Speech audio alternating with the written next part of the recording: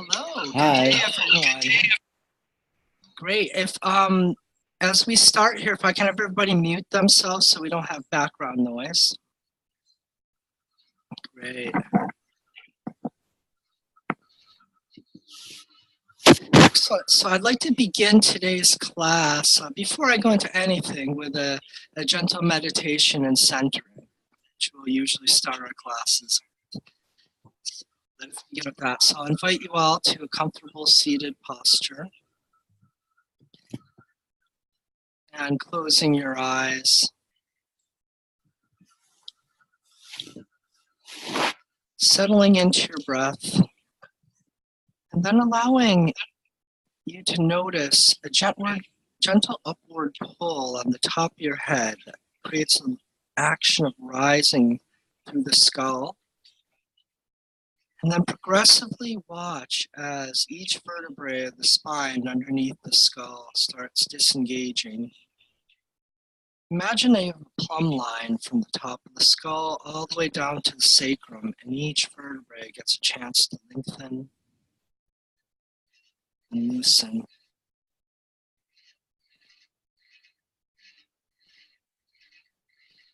And allowing your breath to circulate in your inhales through the nostrils to the top of the head, around the back of the spine, down to the base.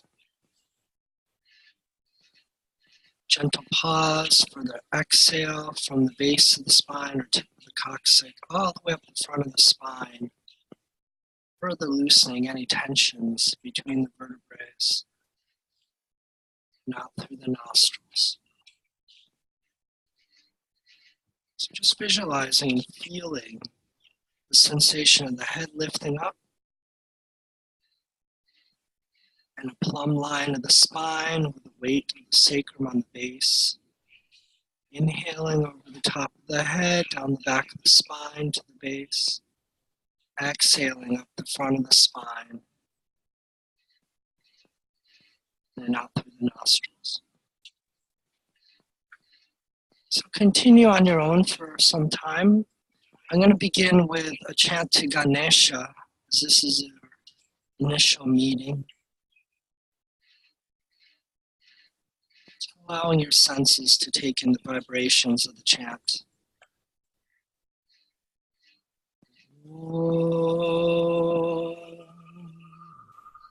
Gananam tva Ganapati Havamahe Kavim Kavinam Upamashravastamam Jeshtarajam Brahmanam Brahmanaspatana Shrinvanu Tibihi Siddhasadanam Vakratunda Mahakaya Suryakoti Samaprabha Nirvignam Kurume Deva Sarvakaryeshu Sarvada Siddhi Buddhi Shakti Sahita Shriman Mahaganadipataye Namo Namaha Nirvignam Kuru Om Shanti Shanti Shanti.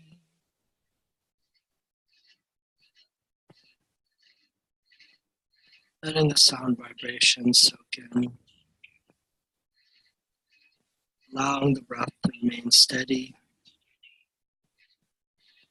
And I'll invite you all after about 3 more breaths to gently open your eyes and come to presence for our class today.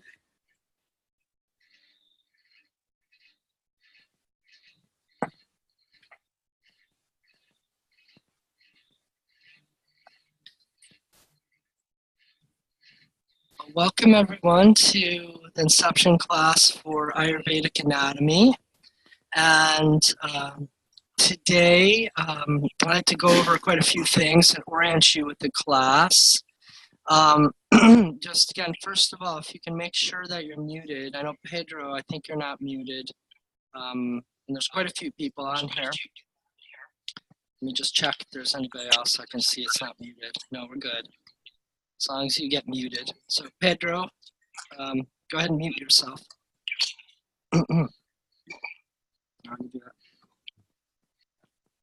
Okay, great. So let me just discuss a quick format about the class. Some of you may be new to Zoom, and since we have quite a large class here,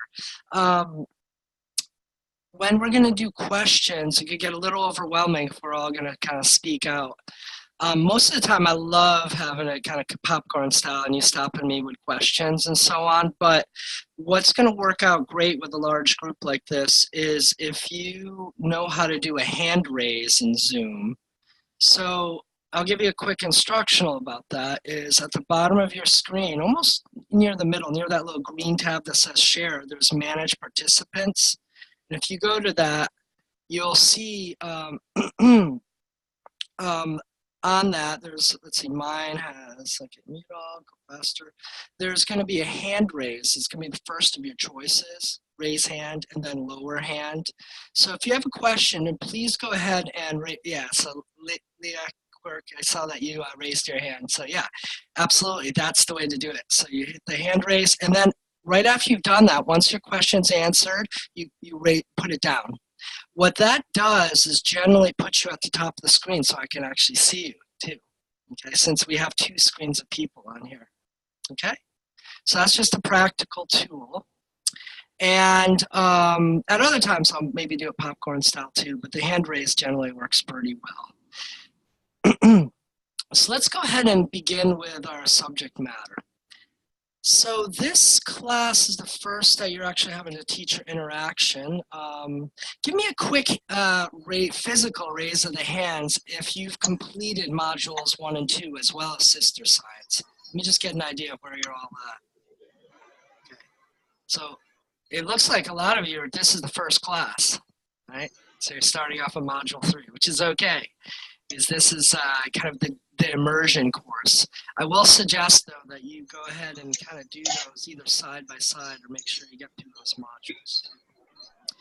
Now, I'll introduce myself. My name is Marek Sawicki, and I'm a certified Ayurvedic practitioner, also hopefully soon to be Ayurvedic doctorate also. And to give a little history, I've been practicing Ayurvedic medicine since 2005. I'm a graduate of Dr. Ladd's program at the Ayurvedic Institute, as well as Alandi School of Ayurveda, Dr. Lakhananda Ma. She's the only one that has a doctorate program currently available in the United States. My wife and I did advanced training with her for 2 years, working towards doctorate.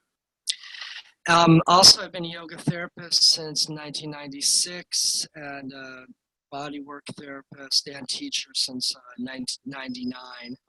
And I've been teaching Ayurveda for the last 5 years, been teaching massage for the last 15, and yoga therapy workshops since 99.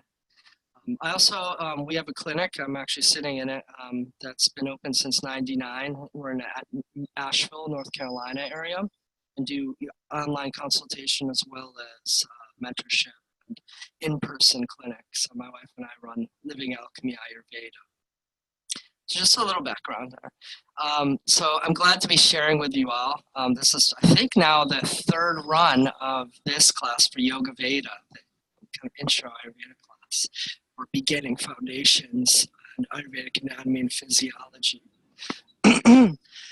to give you a little format, let's go over how you're going to be participating in the class. All of you now should have access to your course module via the Yoga Veda website. And the first thing is just an orientation, which if you haven't watched yet, that's kind of like the first of the little boxes you can click on. I know Miss Brittany, she gives us an orientation, kind of how to run and go through it. And I'm going to give a very brief overview of the details. So this being your first class, you didn't necessarily have to do any homework or worksheet beforehand. But normally, the week before your class, so that is before, let's say, class number 2, once it gets put up online, usually your module, the current module gets put up on the same day as the video is taking place, in which the video will be processed probably within 24 hours. But what it'll include is the readings for next week, okay, which please set aside a good 2-3 hours for them. They're from Dr. Lott's textbooks and are very in-depth. And along with that is a worksheet in which it's basically some questions and answers and things I want you to focus on the readings and things I'd like you to get familiar with, be able to write down and start memorizing. So the worksheet's like a preparation for the next video class, so you can come to class informed and well prepared, okay? It's also a place to write down your questions, right? So at the beginning of most classes, after a meditation, after an overview, I'll have a question and answer session. And this is like your time to ask those questions, like, I didn't really get what you said last week, and I can clarify. Okay, or I didn't get the homework on this section. So that will be the pre-call. You're all expected to be, of course, attending and sitting in on the calls. And if you miss them, of course, they are recorded.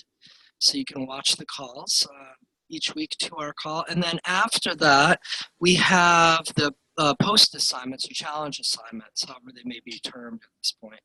And those will generally be 3-4 questions or kind of things to focus on for this next week. Now, one thing that is confusing with students is at the same time you're giving your homework from the class you're watching, you're giving the pre-assignment for the next class. So be mindful of that. We got 2 things to do. You got your homework from the class you just watched to do while you're prepping for the next week's class. So that gives you a lot more hours. That's how we get towards that 10 hours a week of your class, making this a 100-hour module. Now, on top of that, we also have self-care assignments. Each week, there's going to be self-care as well as forum monitoring, in which you are helping the younger students, like in the Sister Science course, answering questions that are taking upon yourself to answer questions. You're submitting documentation for that too. So this all builds up your hours. Now, usually every 3 or so weeks, plus or minus a week usually, there's a quiz. And it's an instant quiz. It's a multiple choice. You fill it out and you get pretty much what you got right or wrong right away. Okay, so that's just a way to kind of check what you should be knowing from the last 3 classes. And at the end of the module, you have a comprehensive final, which is 50 multiple choice questions. Okay. So not extremely difficult, but it is a bit of a commitment time. And the more that you prepare for the classes, the more we can really get into the nitty gritty. Right? Because I'll oftentimes be overviewing and go into details about certain points based off your readings. Any questions on that piece so far? Is that clear? And there's, okay, Alyssa, let's see if I can find you right here. Go ahead, yeah, unmute yourself. So, can you hear me okay? Yep, I can hear you. Okay, go ahead. So in my last class, when I would take a quiz, it wouldn't tell me which questions I got wrong. Well, check in with technical support. Okay. That's good that they probably know that. Oh, okay. Mm-hmm. Thanks. Mm-hmm. And I can answer to that question. May I? Okay. Hey, yeah, go for it, Brittany. I'm taking attendance and I have it So are you talking about the philosophy class? I didn't see who asked that question, but Alyssa. That was, yes, I believe it was philosophy. okay. Okay, well, so sometimes we have the quizzes where you don't get to see the answers, but the reason why we don't just give you the answers is because then you aren't going back to your notes. So it's intentional. Okay, Because if we gave you the answer, then you would just redo it. okay, gotcha, that's- thanks.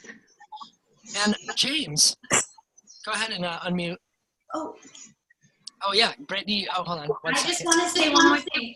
Sorry, so as I'm taking roll, so attendance, and a lot of you guys don't have last names, and like there's 2 Lori's in the class.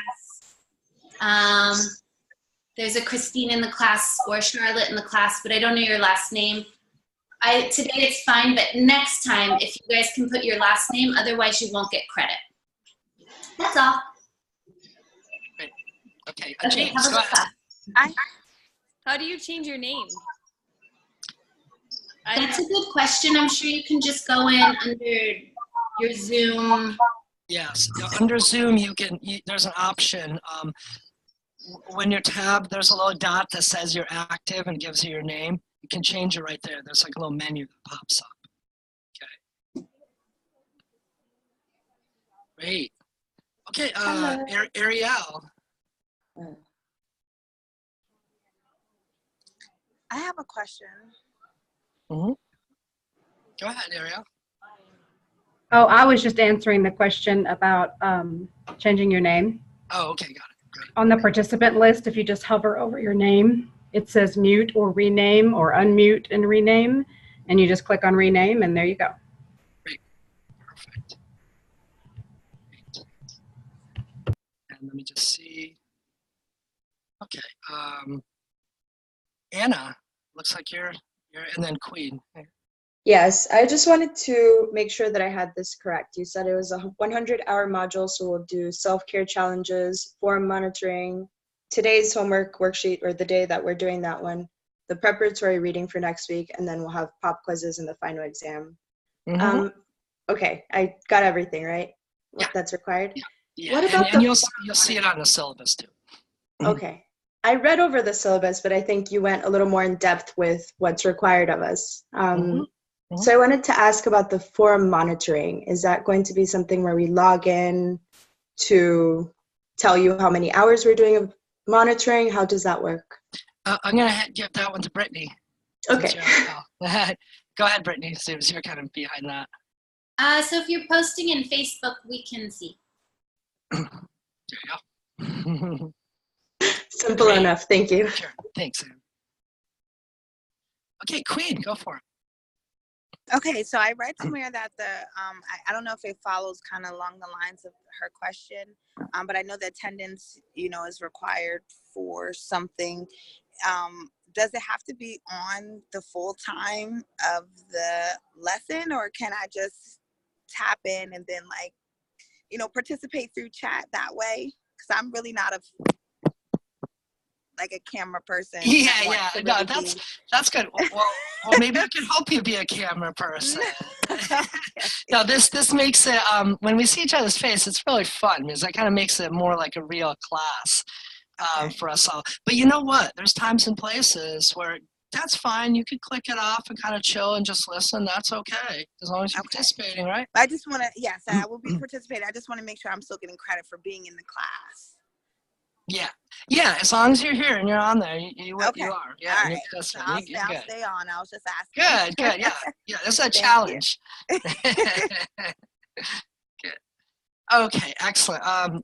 Let's see. I'll take maybe 2 more questions. Okay. So James, go for it.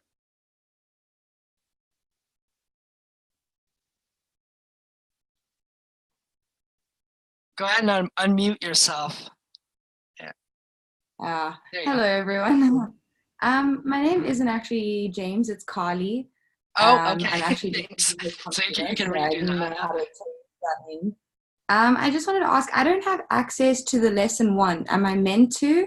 Because I have access to the start here, but not the lesson 1. No, you're not yet. Not until the class is finished. When the class is finished, then we put up Okay. lesson 1. Okay.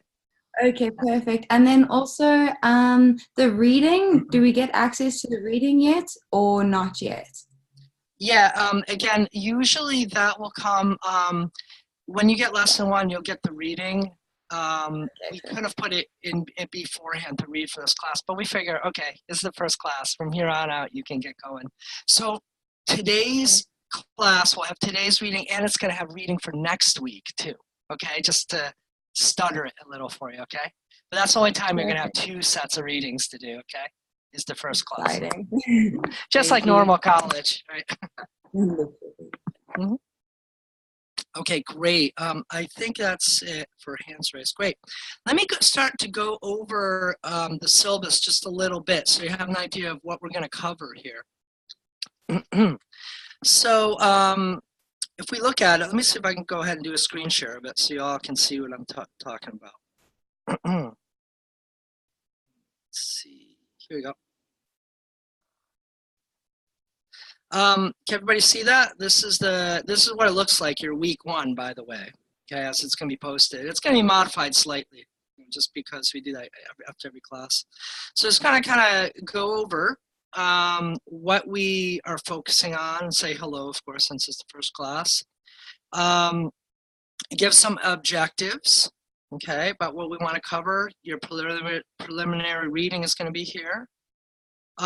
Lesson recording, okay, currently it's the old one. I don't know if they're going to give you an old one and the new one, probably the new one. And then we're going to have the homework challenge, okay, this is going to be what to do by next week and submit it, okay. It happens to be kind of like a multiple choice, so we made it easy for you this time, and there's the submit button. And then there's like some other assignments, which of course aren't recorded. These are things for you to do, like for instance, since we're going to talk a lot about gunas today, we want you to retake your dosha quiz, and Brittany's going to have a dosha quiz on here for you when this goes up. Okay, we kind of created our own version. And then assist 2 other people, actually assist them, be with them to take the quiz. Okay, so I'm just going to go over this. I usually won't go over all your homeworks, but this is just an overview. And then here's next week's, okay? And again, this isn't characteristic. You're usually just going to get 1 set of reading, but since it's the first class, we give you the reading for this class and for next week to get ready, okay? And then joining the discussion. This way you can kind of join discussion in your group and go into other groups and so on. Now, the syllabus is going to be on here. Let me see if I can get that up. I think it's on the last one. I'm going to go back to this. Give me 1 second. Gotta get this out of my way so I can click it. Okay. It's your course module. Here's this.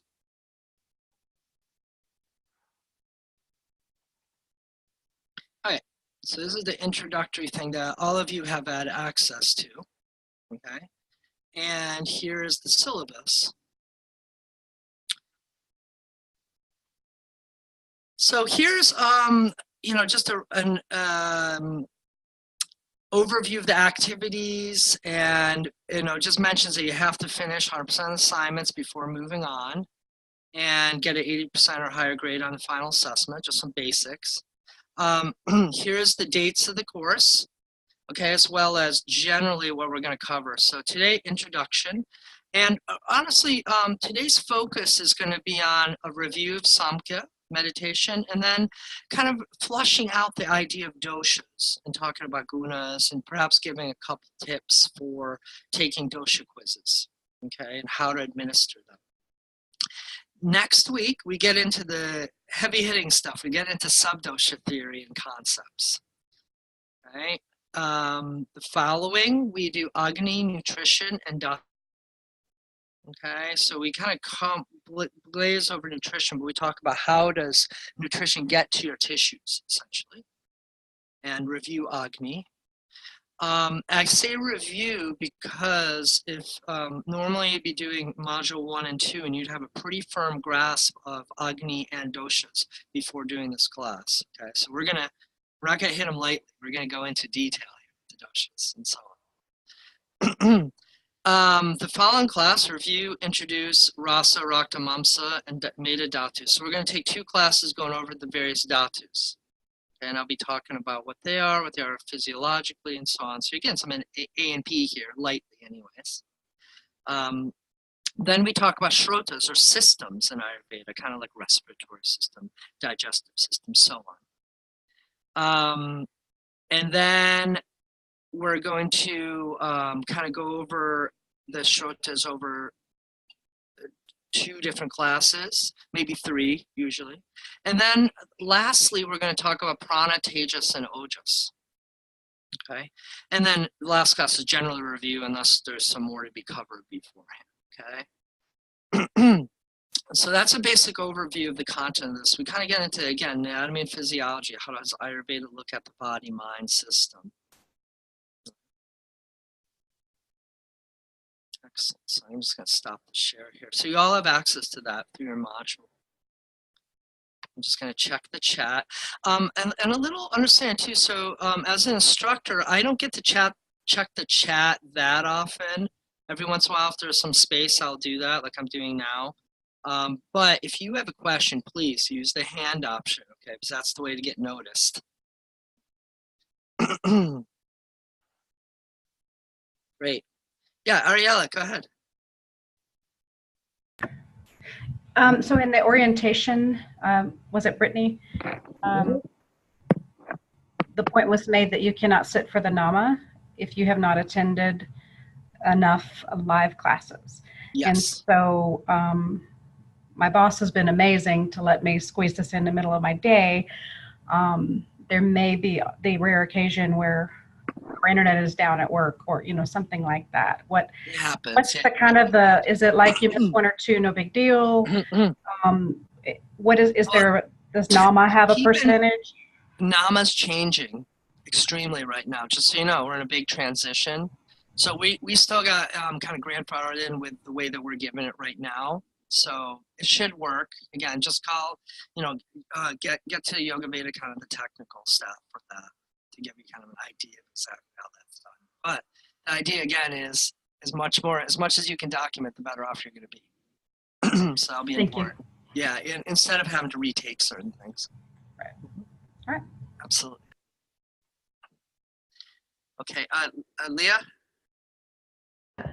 Hey, so Hey. awkward. I had a question about for the readings. Like, is it part of one book? Can I order that book or? Yes. Thank you for raising that. So yes, please do order the textbook #1 of Ayurveda by Dr. Prasad Lad. You can get it from the Ayurvedic Press, which is the Ayurvedic Institute.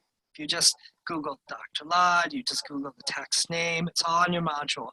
Please do so. It's so worth having that book. Okay. All right. Thank you. Yes. Yeah, I'm trying to keep this class with just one book. I'm going to be using information from many and from personal notes and so on. So that's why you want to be on class and bring in your notebook.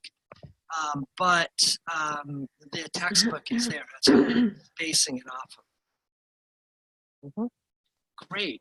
So let's start going into some of our material here. What I'd like to do is to start off with a meditation. And in this meditation is going to be about Sankhya philosophy. So it's going to be a visualization meditation. And I'm going to review the basics of Sankhya philosophy, the underlying philosophy for both yoga and Ayurveda. Because it's a beautiful way to start from seeing how consciousness descends into living matter. And then we'll pick up off of Sankhya philosophy with doshic theory, and then human anatomy and physiology.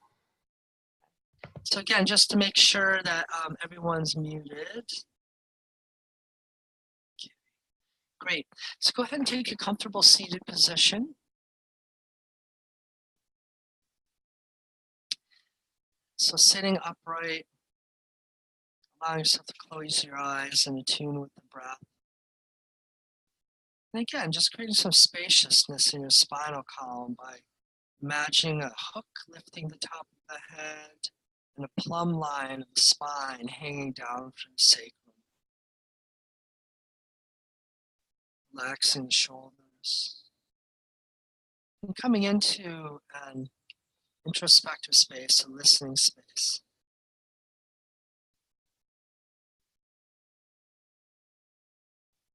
So this is the Sankhya meditation. The word Sankhya,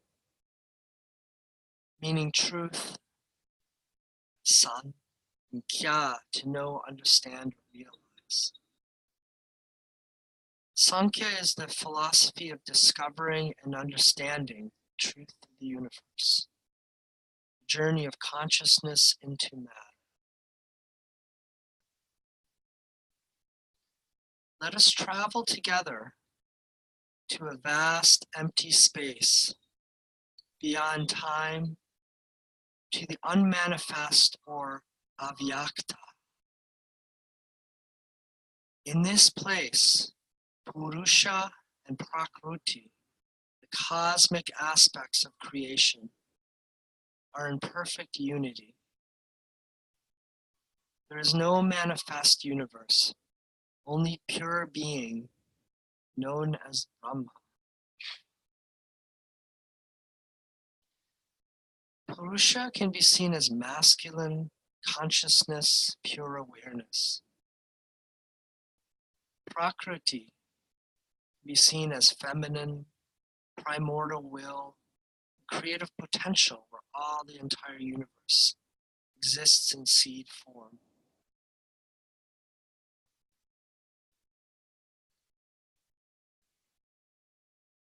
While the two reside in perfect unmanifest union, a moment arises when consciousness becomes aware of itself, when Prakriti becomes aware of Purusha.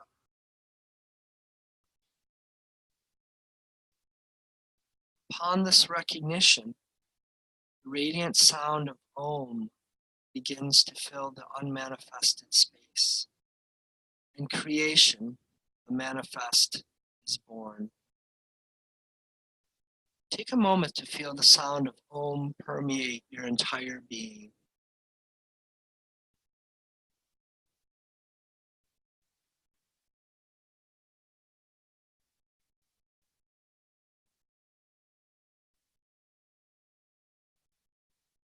Visualize that great moment of recognition.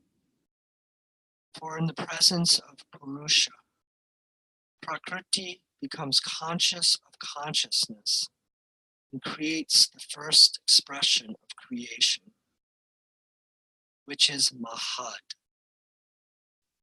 Mahad has self-awareness.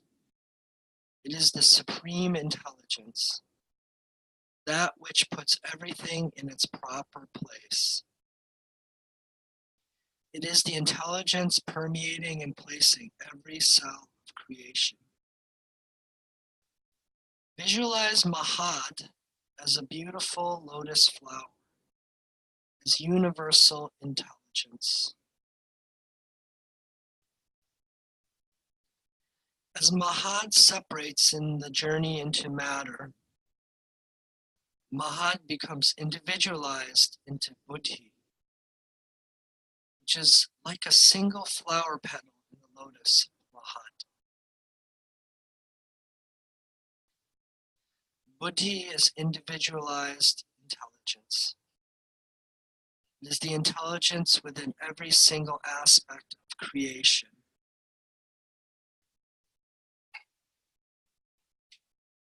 It is out of Buddhi Ahamkara arises. Ahamkara is the feeling of I am. It can be described as the ego, or more clearly, a border for our consciousness. It is a necessary aspect in the creation of the individual out of the cosmic. You can imagine it like the lotus flower closing to become focused for individual creation. The ego is still within the larger flower of Mahad, universal wisdom.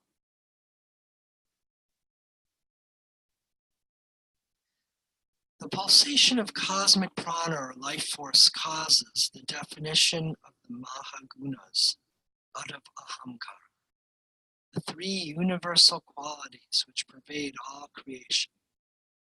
Sattva, Rajas, and Tamas are born. Sattva is the pure essence of light, right action, and spiritual purpose. You can visualize sattva as a candle radiating light and purity.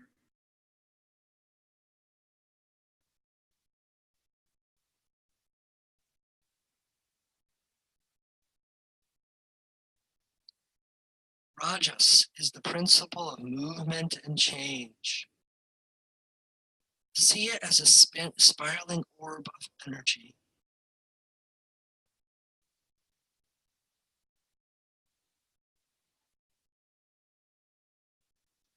Tamas is inertia, darkness, the cohesive force of creation.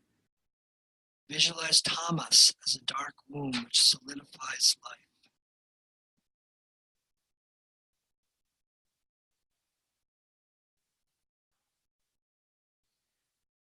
Sattva is the light of creation, Rajas is the energy of creation, and Tamas is the condensation of creation.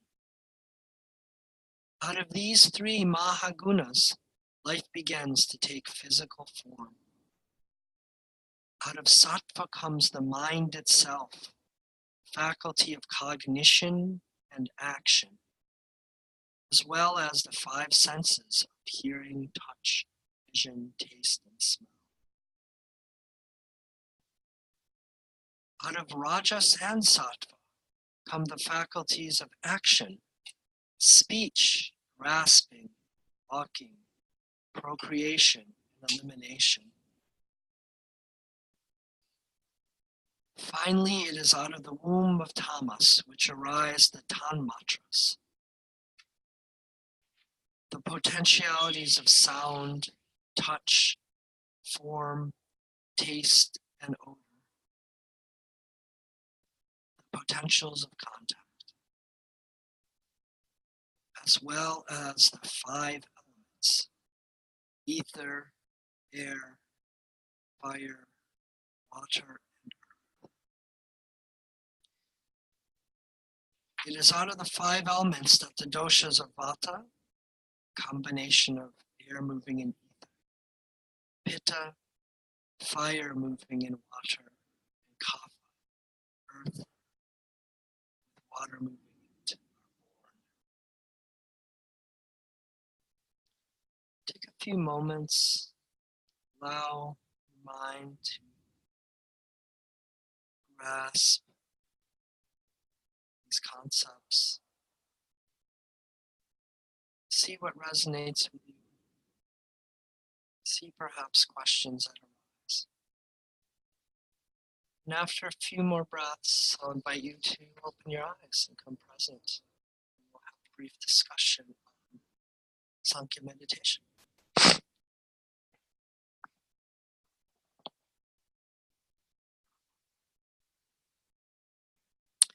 So welcome back, everyone.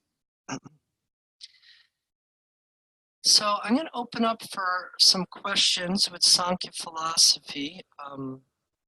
I am assuming that you've heard of this before. It is one of the foundational philosophies that Ayurveda is based on. It's one of the Shad Darshan, the 6 ways of seeing life and nature from the Vedas.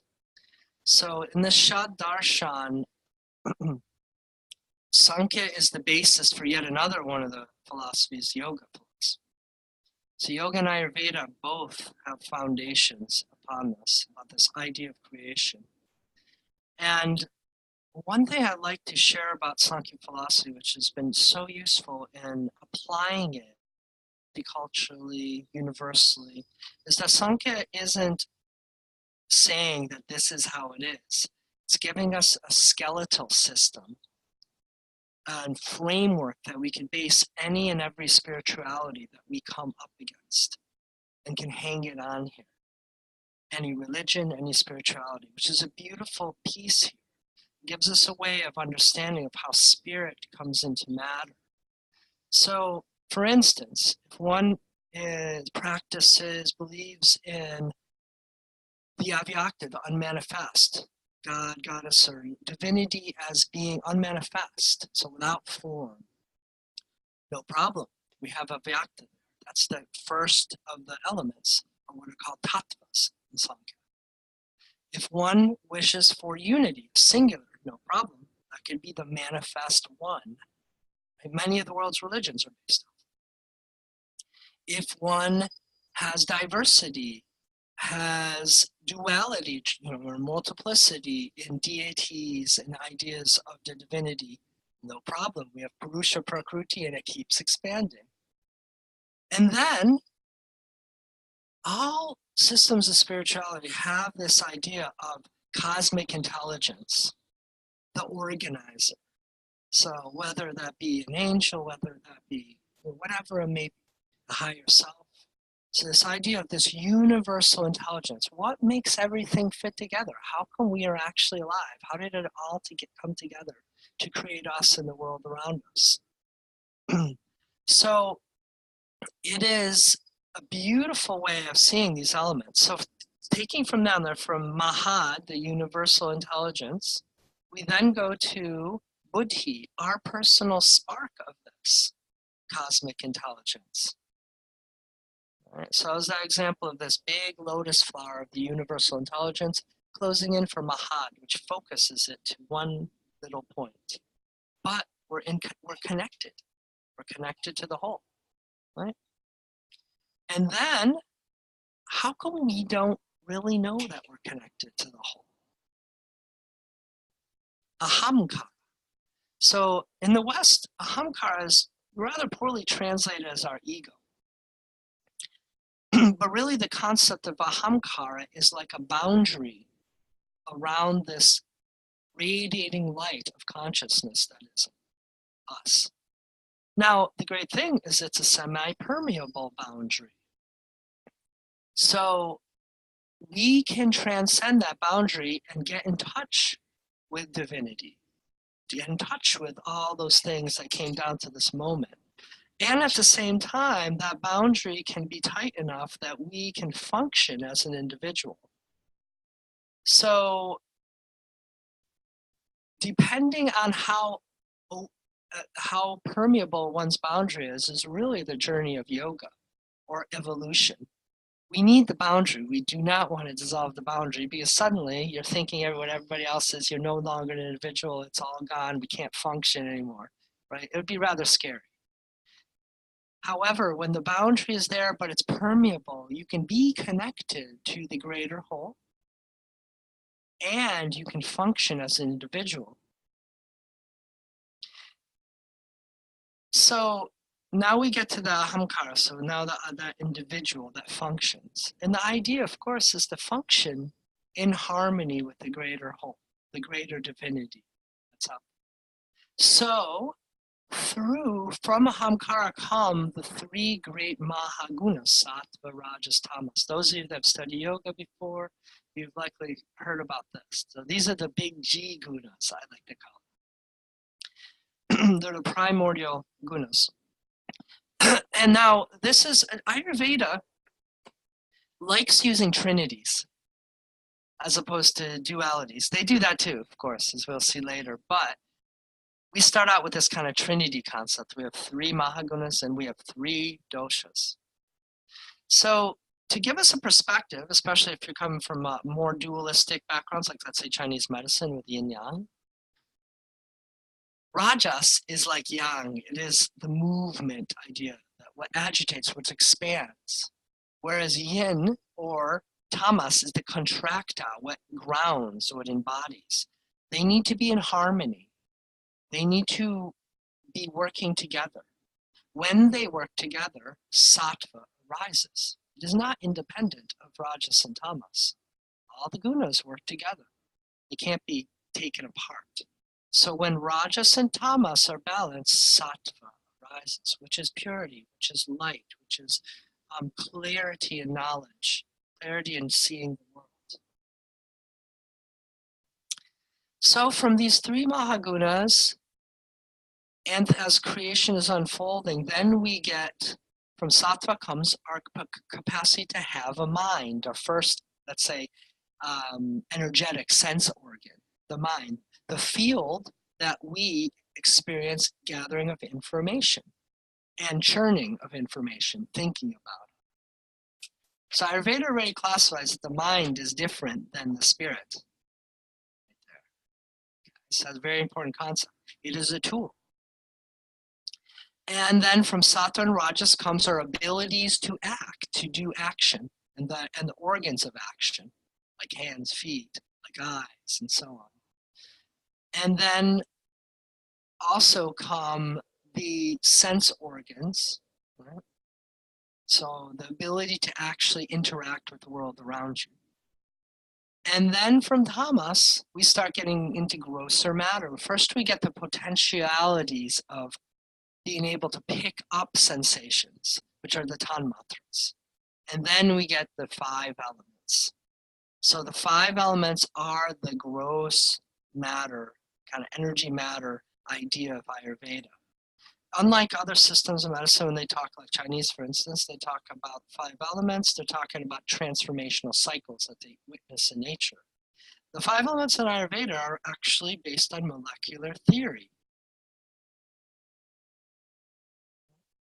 I see a little comment, so nothing comes from Rajas. No, Rajas comes, everything comes from Rajas, because that is what moves everything to create. It's behind it. But does everybody get that? So the 5 elements are really molecular theory and molecular kind of physical energy. So it's the gross matter of all of us and everything we have. Now this matter needs to be worked on. And that's where we're going to start going into the doshas. But before we move on, let's have a little moment for some questions and answers and maybe clarification. So let the hands raise.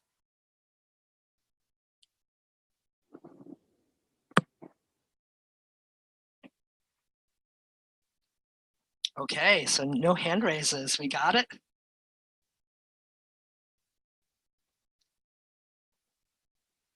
There we go. Ariella, go for it. So is this all literal creation, or is this also symbolic of a spiritual journey, or is this like an as above, so below kind of thing?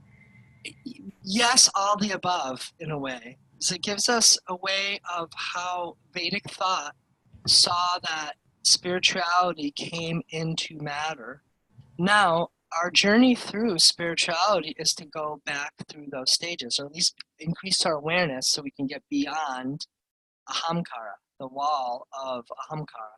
We can make our membrane more and more semi-permeable so we can experience mahat. We can experience Purusha, Prakriti, or whatever we want to, give those shingles, let's say. It's a template. So look at it as a template. It's not like, oh, you literally have to do it like this. It's just a template. You put your own unique way, your own unique road stops. That's the beauty. But it's an order. It's a sequence. Yes, and I don't think it's necessary to follow it exactly either. Okay. It's just that, again, it's a template. One can admit something or another. It still probably work pretty fine. Fantastic. Thank you. Okay. Any more questions? Please So, don't. Yeah, go ahead. sorry, but my share button just goes to my computer files. It doesn't say just raise your hand. You go to manage participants. Okay, let me Yeah, see. there you go. Oh my No gosh. problem, no Okay. problem. This is the first class. Sorry. I'm like, I keep pushing it and it's telling me to do all these things. But you go ahead. Yeah, you go ahead, Carmen. Okay, so I do have the link for the TED Talk that was talking about your theory. Mhm. It's a really great link, and I'll share it here. And Great. then Yep. I will share it in the sister group, or if someone else wants to copy and paste in the sister group, you can do that Great. as well. All right. Great. Do you have any questions yourself, or can we move on with Chris? Go Good. ahead, Chris.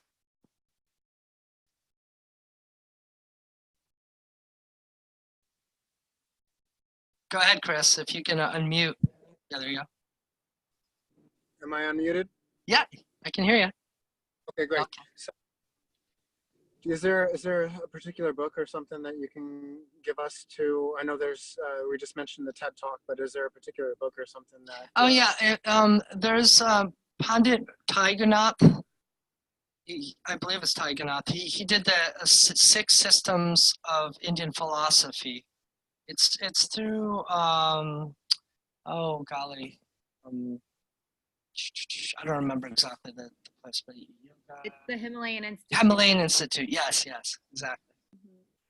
Yeah, that's a good book. It goes into actually all the Shabdarshan. Thank you. Great.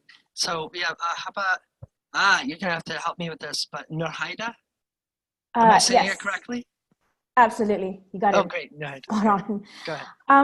So I just wanted to make sure I got this right. Just kind of hearing from what you just said that so everything in this world is manifest from this consciousness, right? Mm-hmm. And in that regard, the entire universe as it unfolds is via through this interaction with 3 gunas. Would that make sense to say that? Repeat that last little bit again. I just missed that it. That the entire universe seems to unfold via the interaction of the 3 gunas. That these 3 gunas are always in constant interplay with each other. Yeah. Yes. And you know, depending on variations on this, but usually where we first see them spoken about is once there's the concept of individualized consciousness that reflects the whole. That's where they start manifesting into. They start individualizing further, creating further and further multiplicity. First, there has to be a spark of light that can see itself different from the whole. Let's say the explorer. And then the universe unfolds from there. Starts with the things, the equipment that we need to explore the world, i.e. our mind and our senses. And then the world unfolds for us to explore. One more thing I'd like to add, and this is often spoken about Sankhya philosophy, is a beautiful concept that we suddenly go to seeing divinity and ourselves being put here as an aspect of the divine, put here for the divine to explore its potential of creation. Every one of us is completely unique, and our experience in this world is going to be completely unique. So this is our destiny in a way from the divine to explore, so we can bring that back to the greater whole. That's kind of an idea that can be based on, which I believe is consistent with much of spirituality worldwide. How about Davida? Read.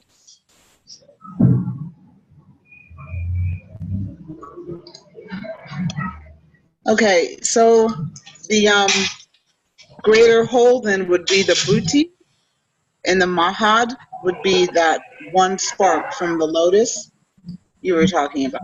The buddhi would be that small spark. The mahad is the greater whole. Okay, so I just got those backwards. Okay. Mm-hmm. Great. Okay, let me see. Is there anybody else there? I think got it. I actually have to flip through 3 screens to see you all. Here you go. Good. So let's move on then and go into the idea of doshas. So we've left out with the 5 elements, and we've now have a mind and senses with sense doors and sense organs. But right now, we're just this energetic being, right? There's no physicality. There is stuff, but it hasn't been put together for us to actually be manifest. Okay, but we have gotten down to matter with the 5 elements. So let's say we're molecules and atoms. Now, what's beautiful with Ayurveda is that out of these consciousness, this energy, atoms, let's say stuff, modern medicine is searching and searching and trying to find that connection between mind or body, energy and matter, concrete connection. And Ayurveda has had this concept for thousands of years of what the doshas are. The doshas organize matter into function so that we can exist. Okay, that's a primordial definition of the doshas. I'm going to flesh out many, many more. We're really going to take this class to look at so many different lights on that word.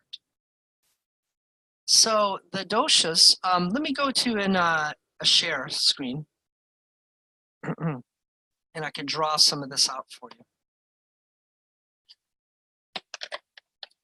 Get my favorite drawing pens out.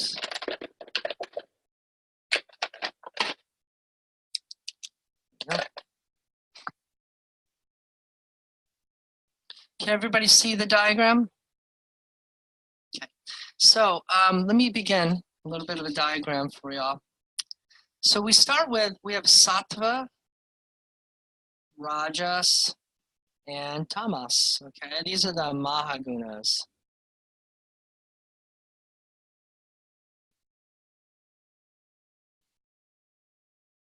And from sattva, rajas, and tamas, we eventually get down to the elements, the 5 elements. Or I'll put the Sanskrit, pancha, meaning 5. Maha, great. Maha means great. Bhutas, bhuta is elements. Okay. Earth,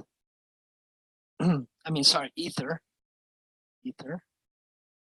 Air. Fire. Water. And earth. So remember, the yogis, the great Vedic sages, they did not have micro telescopes. So they couldn't see this, they could feel it.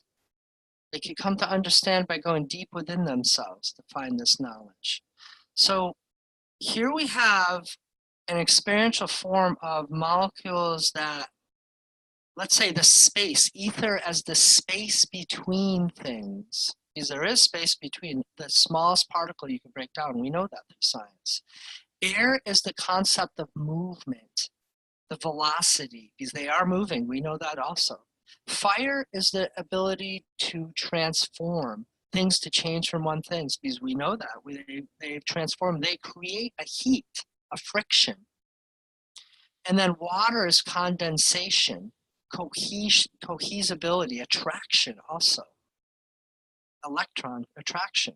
And then we have earth, right? The solidity of matter, the stuff, because there is stuff. It may blink in and out of existence, but it is stuff. And so we know that through modern science. So who is in charge of putting these together for creation? We have Vata dosha is in charge mainly of ether and air. It's basically air moving in space. We have Pitta dosha in charge of fire and water, right? Very kind of archetypical combination dosha. And then we have Kapha, which kind of overlaps with Pitta and the water. So it's water and earth, water moving in earth. Kapha. Okay. So Sattva is related through these all when they're functioning together. Rajas has a very strong connection with Vata, let's say. Okay? Tamas has a strong connection with earth, water, with Kapha. Right? Sattva often is related with fire, that clarity, that burning, but also kind of ether and space. It kind of has those correlations. Now, Vata, Pitta, and Kapha. Why were these concepts created?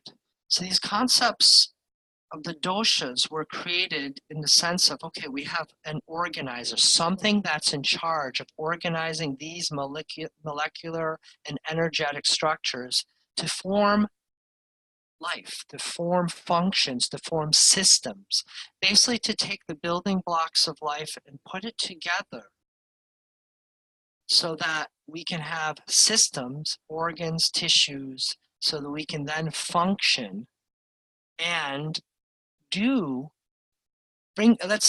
bring things towards our sense organs to experience things. So we can walk, so we can taste, so we can hear, so we can digest, so we can do all those different things.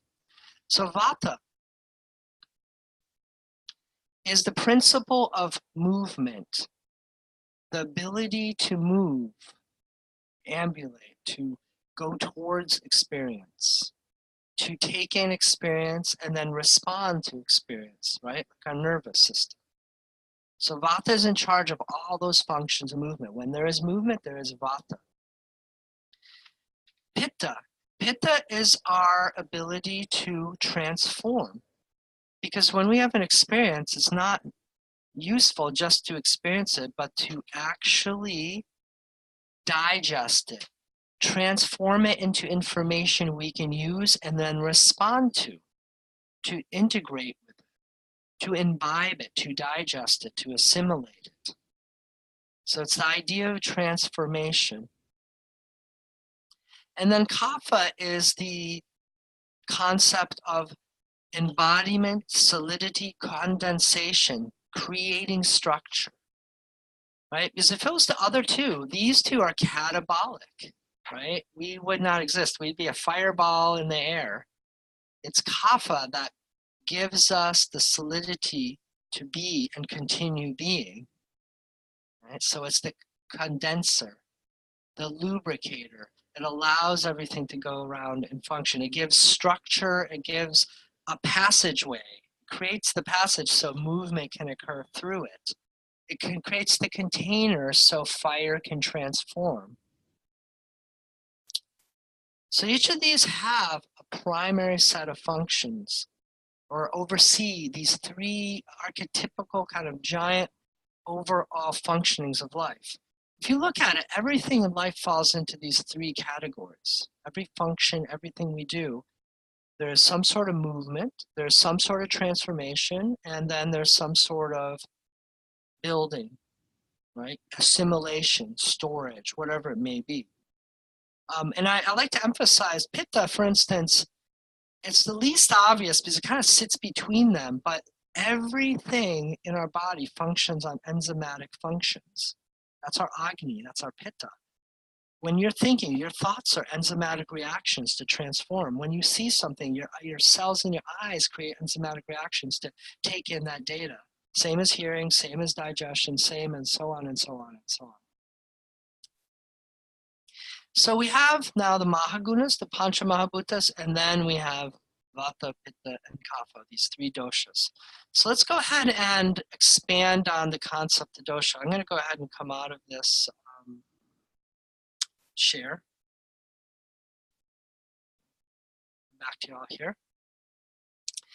Now, literally, the word dosha means fault, right? Disturbance.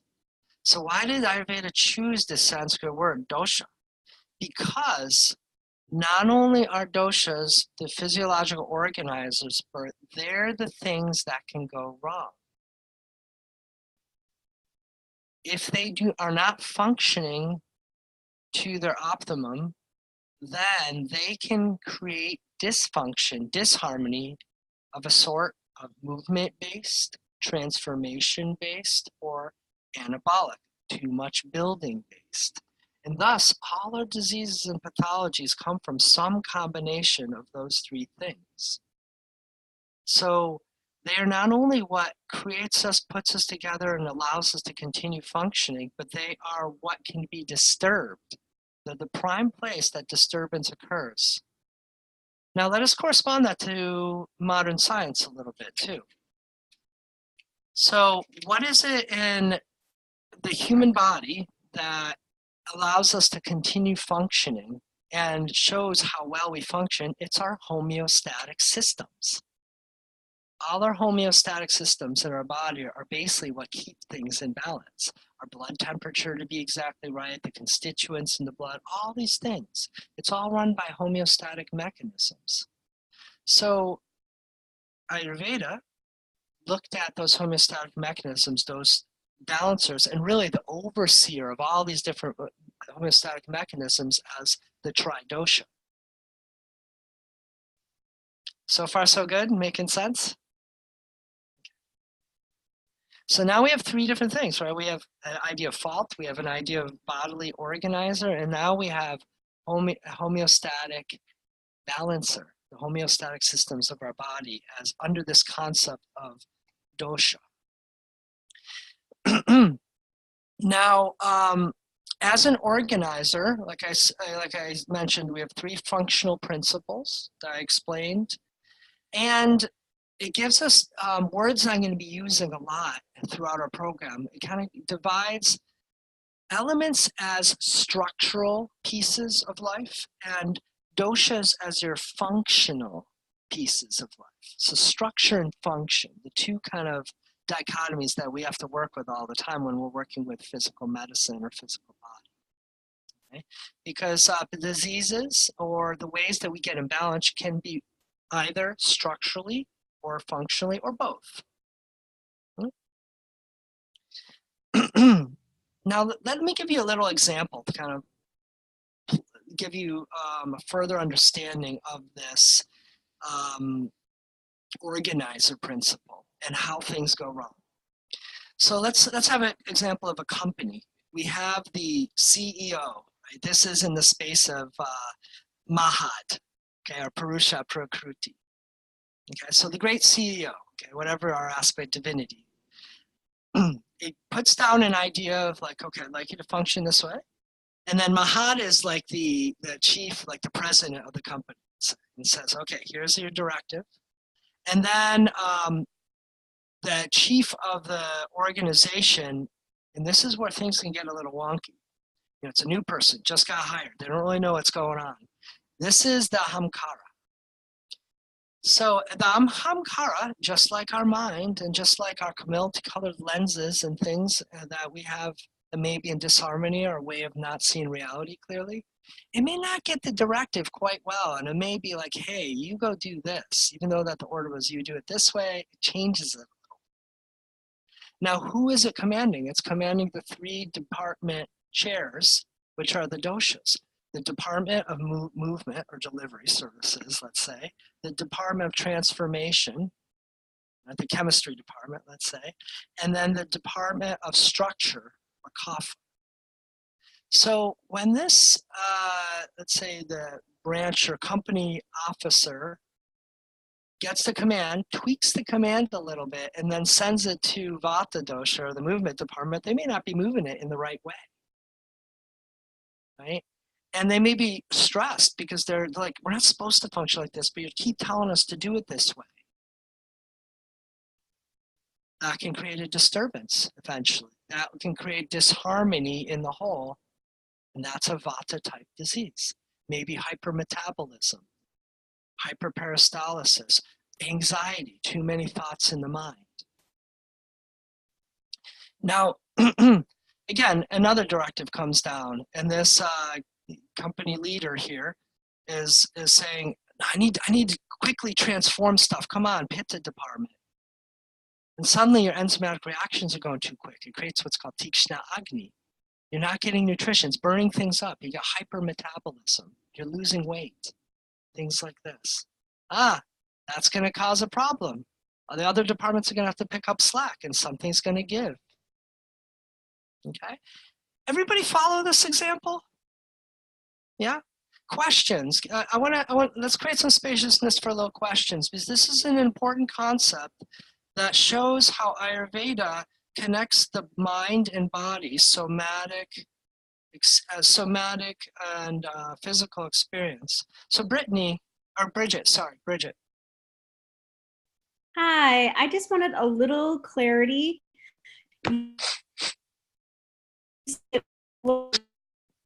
Ahamkara that is the new person that can tweak everything so that it's not functioning correctly? Mm-hmm. Yeah, let me clarify that. Okay. That's a great place to get clear with this. Because I'm winding you all, I'm hoping you're all able to hang with my story. So I got this story I told you about Sankhya, and now I'm laying the doshas on how it functions. So ahamkara, that's you, right? That's you as you picture yourself. Inside you is a spark of the divine, which is a very clear, beautiful, burning light. It got the directive, and it got it very clearly from the owner of the company, or whatever you want to call it, chairman of the board. whatever you want to call God, let's say. And then you have your kind of divine self. You are part of that. You are not separate. So clarity is there. However, the ahamkara is a semi-permeable membrane that allows us to be, oh, I'm me. I don't know about this, God, but I'm me. We're not totally connected. So if we're doing a lot of spiritual practice, that gets a little clearer. It's like, oh, actually I am connected. We can hear clearer about what this message is. We have less blinders on, less cloudiness in our vision and our ideas and our mind. So this is the key pivotal point, is that ahamkara is what can get messy and cloudy. So depending on how clear you get the directives, this can send then confused messages to our doshas, which respond to what we do, what we think we want to do. Right? Oh, I really need coffee to pick me up. Divine consciousness is saying, let us rest and restore and then get natural energy. But ahamkara is like, no, I really need that coffee. So it's pushing back, go get that coffee, put it in there, put that stimulant, and vata starts getting going, right? That's who told it to do it. Vata didn't do it on its own. You get the idea now? Does that clarify it? So that's the key piece, and that's where all body-mind systems come to, is there's some aspect that's blocking our clarity to respond to the reality and really see clearly in life what we experience. Okay, the doshas are just there to respond. Okay, good. Any other questions? That was a great question. Thank you. Sorry. Yeah. I didn't raise my hand. Sorry again. I think I think of the ego or the ahamkara as what I've been taught, that it's a very bad thing. That it's often assumed like, your ego is too big for you, and therefore this is how, you react to things. Is there a way to kind of reframe that thinking? Because I know I've read a lot about this, but I've also recognized that I'm stuck with the Western concept of ego, which I think is not helpful for this. Yes, right, exactly. And thank you for bringing that up, because that's where the translation of the Sanskrit word ahamkara is very poor. It means a lot more than just this concept of ego. And it's not exact. And that's a problem with translation of when Ayurveda and Vedic science is coming to countries that translate into this word. So that's one thing to clarify, is that concept of ahamkara is not the same. Yes, ego is given a lot of issues, but we have to have it, right? We have to have it. We can't exist without it. So it's about working with it and restructuring it so that it serves us and isn't thinking that it's serving itself, because there's nothing to serve there, right? It's nothing to serve there. I think that's the big difference here in perspective, is ego creates itself and thinks it should serve itself, but there's nothing to serve. So it serves out of delusion, causing problems. That's when the membrane gets really thick and impermeable. It loses its connection with the greater whole, with divinity. We can say that statement in many ways, whether it's lose your connection to God, lose your connection to your inner self, whatever you want. So yeah, please work with reframing that. That's a very important piece. And I think it's a very liberating piece for a lot of us, because that ego concept's back from this kind of like black and white concept of reality, which isn't totally true. It's a useful concept, but it's just a concept. Davida, go ahead.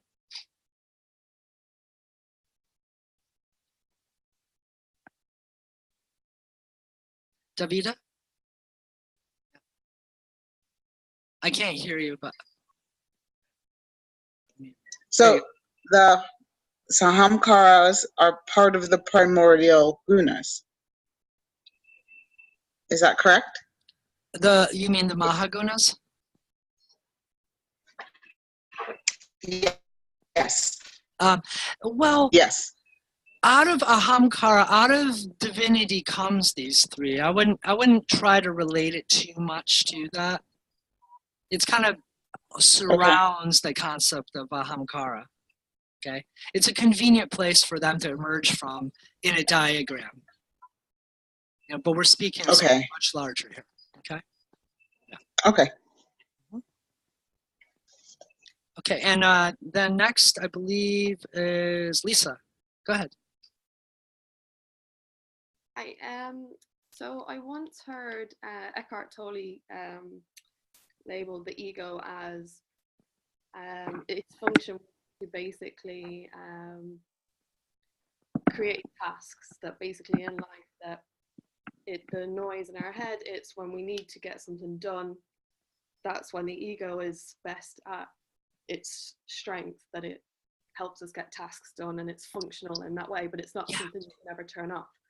So is it the same in this aspect, that that's what it is? I think that's a beautiful way of seeing it, because we need that, right? We need to go get food. We need to pick up a glass of water. We do need to do those tasks. So I'd say in that aspect, yeah, totally right on.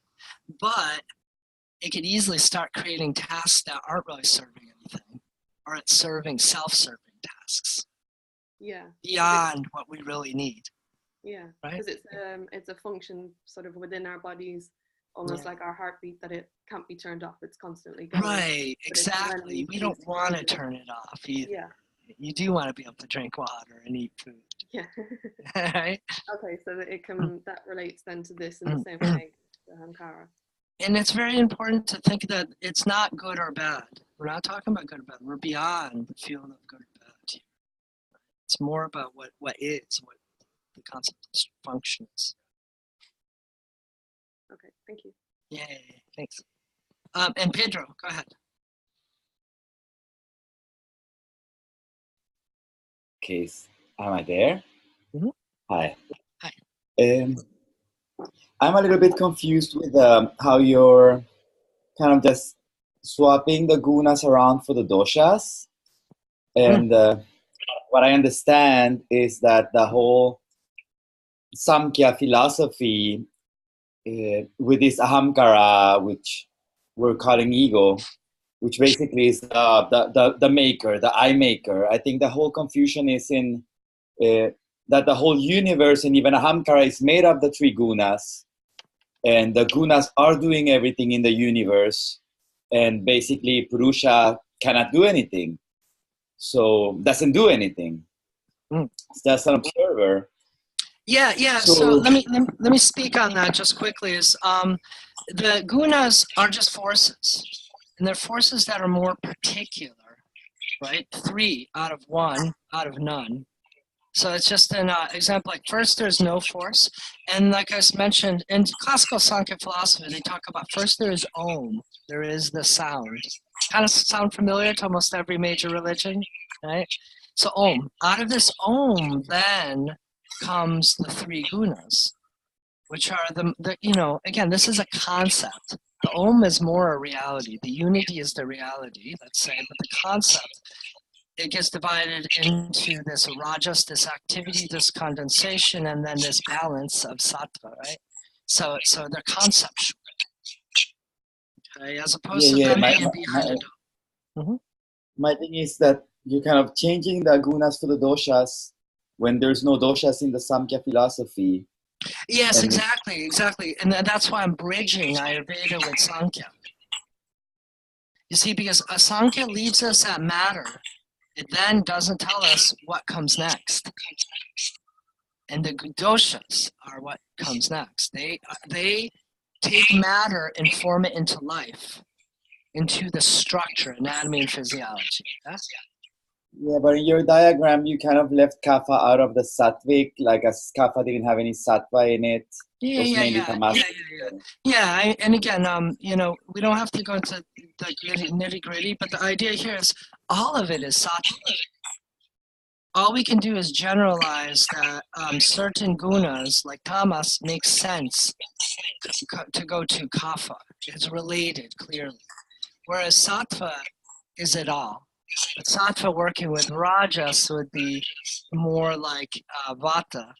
It's just small things. It's not relevant necessarily. Because again, we're bridging 2 systems, Ayurveda in the way that things work with the Mahagunas, which already set up our mind and our sense organs. So now we need physical structures to actually participate in senses and life, right? And so this is where Ayurveda continues the path of Sankhya. Okay? Same as yoga. Yoga continues the path of Sankhya by going backwards through it, let's say. Right? Good, good. No, this is great. Love it. Thank you. Okay, yeah, you're welcome. Yeah, just to be clear, again, remember, we're now bridging two systems. We're bridging Ayurveda with yoga. But I think, I mean, Ayurveda with Sankhya, but it's important because Sankhya is the background philosophy, right, that Ayurveda builds upon. Okay, let's talk now a little bit more about the doshas. I want to give one more piece of the pie, right? We have, we have a few different angles. We have the doshas as what can go wrong. They're at the base, in Ayurvedic perspective, they're at the base of all illness. They connect mind, i.e. where we left off with Sankhya, to body, to the physical stuff. They bind it with the elements, okay?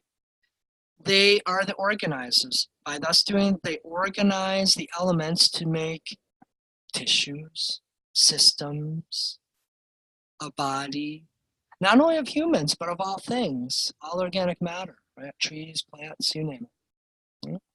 And then we also talked about them being homeostatic mechanisms. So let's talk about that a little further. Let's go into more detail. So the doshas can be seen as a buffer too.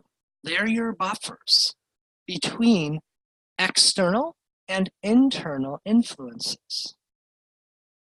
Now, both in Chinese medicine, many world systems, as well as Ayurveda, we have this concept. In Sushruta, I believe they go into Nija and Gata, the two primary causes of disease or basic types of disease. It's either internal or it's external. So what do we mean by that? External, we're talking about all things that are outside of our being, let's say. They could be a sword hitting us, an accident. They could be bugs. They could be parasites. They could be viruses. It could be all kinds of things. Those are all external influences. It could be the weather. It could be the things we eat, right? That's all external. Right? The air we breathe, all these things. That's external influences. Now, what are internal influences? Internal influences are self-generated. And I like to give the example of, have any of you done a bit of meditating, sitting in one place, yeah, for an extended period of time? Now, did that create great peace and bliss if you're there long enough, or did you have some stuff come up?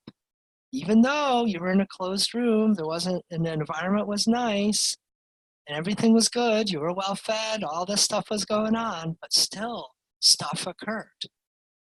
Because our mind, chitta, vriddhi, right? That what's going on in our mind is going on and it's self-generating, right? We could talk further on the philosophy of karmas and so on and samskaras and so on, but stuff is coming up. These are internal influences. These are your emotions. These are your thought patterns. These are grooves in your consciousness that are coming up, right? These are mental, emotional illnesses, let's say, anxiety, depression, all this. So these are internal influences. So Ayurveda very clearly states, it recognizes mind and body can interact. And there's two places that issues can come, and it could be both at the same time. And they can be very related. So Ayurveda looks at the doshas as being buffers against these influences. So going back to the company image, okay, we have the Vata department, the Pitta department, Kapha department. They are homeostatic mechanisms. They can work within a certain amount of error and tolerance, right? They're strong. But if there's too many external or internal influences hammering at them for too long, they will eventually start not acting properly. They'll eventually get pushed to their limits. And then this buffer will no longer work so well. And then you will imbibe those external and internal influences. Now, how does that happen? Now we get to the little g gunas. Because Vata, Pitta, and Kapha are really nothing but, we infer them by qualities, by the little g gunas, like Guru, Manda, right? Heavy, light, hot, cold. Okay, you probably all run into this, right? The gunas. This is the universal language. The beauty, and again, another beautiful aspect of Ayurveda is sages discovered 20 adjectives. I mean, that can be broadly interpreted. There's some side adjectives, then, of course, that we could see the influences of all things upon us, that we could categorize them. Vata being dry, light, subtle, mobile. Pitta being hot, oily, right, liquid, so on and so on. And Kapha being all the heavy ones, like heavy, dense, gross, solid, so on. Okay, so under each of these concepts of the doshas are these gunas, these kind of aspects of like viscosity, aspects of emollients, aspects of weight, so on. And when an external influence or an internal influence arises, it is speaking the language of the gunas. It is acting through those qualities upon your buffers, upon those doshas. The doshas that have similar gunas, like, let's say you're living in a place, an external influence, you're living in a desert, and a dry wind is coming. So you have a wind, it's moving, mobile, and it's dry, mobile and dry. Well, which dosha is in charge of those qualities? Vata. So if we expose ourselves continuously and for a long enough time to a dry wind, our body, our homeostatic mechanisms will not function to buffer us for so long. They'll work for a while, but then they'll break down and our tissues will start getting dried up and a mobile quality will arise in the nervous system, thus leading to diseases that have those characteristics. Now, if we are, say we're not in a desert environment, but we have a lot of anxiety, worry, our thoughts are racing. Mobile quality. Anxiety is, would you call it moist or dry? It's more dry, right? So same, I'm just raising an example of the same gunas. So this arises in our inside of us. It again reaches out to what dosha is most like it, being Vata, let's say. And Vata will eventually break down with long-term internal influence like this. And thus we'll get diseases that will show up. Okay, this is our first journey into pathology. Okay, we're going to go much deeper in courses, but I just want to see if everyone's on board. Does that make sense? Yeah. So the concept of buffer, homeostatic mechanism and buffer.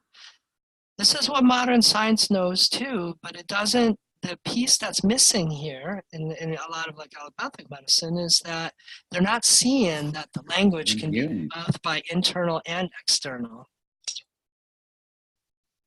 influences. The internal influences are often ignored until the last 5-10 years when they're doing so much somatic research that they're not now coming to see what's been seen for thousands of years in indigenous systems. Yeah? Okay, questions about that? I just kind of covered what I wanted to with the different pieces of the pie for the doshas. Make sense? Would you like me to clear anything more? Or?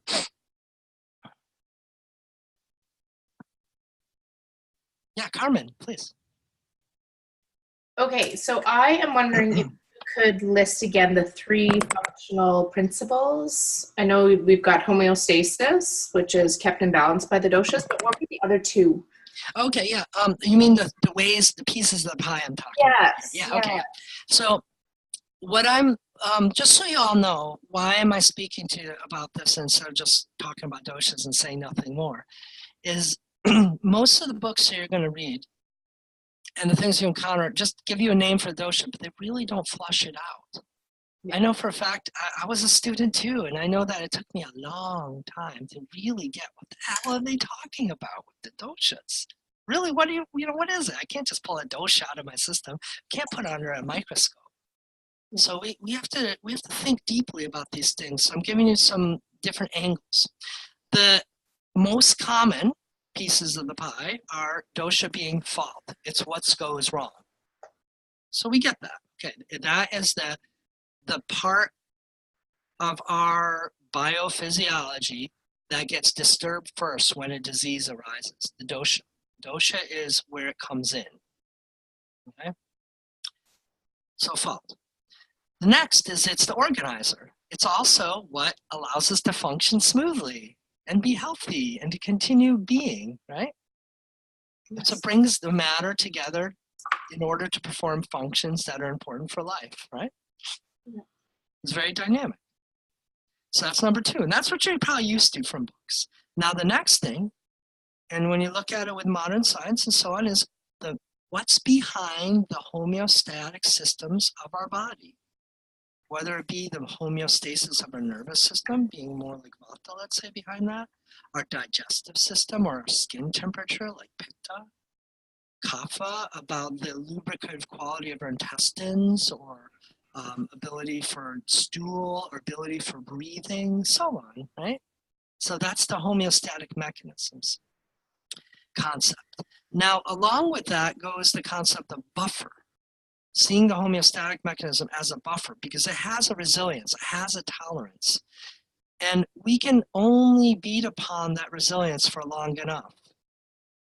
I guess the next question is, why the heck would we beat upon our homeostatic system?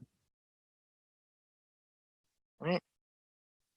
And that's what it comes down to what we were talking about before, about the hamkara and how we get deluded. We're not listening to our bodies. We're not listening to natural wisdom. Not our fault necessarily, right? We're being raised in a certain way. We're getting addicted. We're getting hooked onto different things, belief systems, society, education, training, so on and so on. Yeah? And then we get so strong in these loops that we force our bodies and our minds to do certain things that beat upon these buffers until they get out of whack. Until the movement department gets overloaded and then they stop or they deliver to the wrong places or whatnot. Yeah. Make sense, Carmen? So I just wanted to say thank you, because this is the piece from all of my reading and everything that we're doing so far that I find is the missing, is the actual clinical side of it, right? So my husband says to me, wow, you got rid of my headache. How did you do that? Well, your pitta was out of balance. And so I just did that. Well, what does that mean? I'm like, oh, so this is the information that's going to get me to that next step. So I really appreciate that. Thank you. Absolutely. Gladly. Again, there's more pieces of the pie, but these are some big ones. And I think this is a great deepening of the idea of the doshas, and it's important. Anybody else? Would anybody else like further clarity or have some comment or anything with this? This is a huge hinge point I want you to understand, and also make sure that you review it if you kind of get lost with it. Okay. So let's now talk about really an Ayurvedic principle. How is health achieved? Health is achieved by rebalancing the doshas so that the body is our greatest of our pharmacists. All we're doing is nudging the body to help rebalance itself.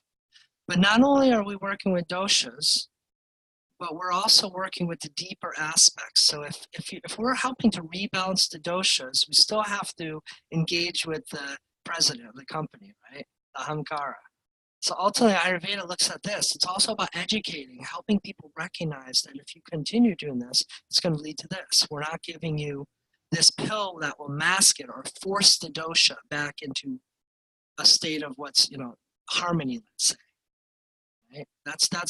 That's important.